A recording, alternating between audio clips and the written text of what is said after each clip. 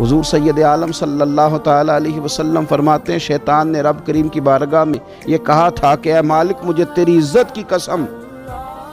جب تک ان لوگوں کے جسموں میں روح رہے گی میں انہیں گمراہ کرتا رہوں گا۔ جب اللہ نے اسے کہا نا کہ تو نکل جا، تو مردود ہے، تو اس نے کہا مجھے تیری عزت کی قسم، جب تک ان کے جسموں میں روح باقی ہے میں انہیں گمراہ کرتا رہوں گا۔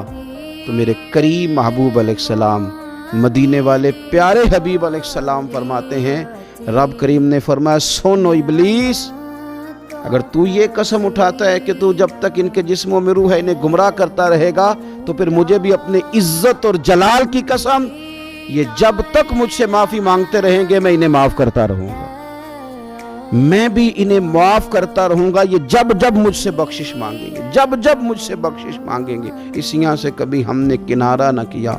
اور تو نے بھی تو دل آزردہ ہمارا نہ کیا، ہم نے تو جہنم کی بہت کی تدبیر، پر میرے مولا تیری رحمت نے گوارا نہ کیا۔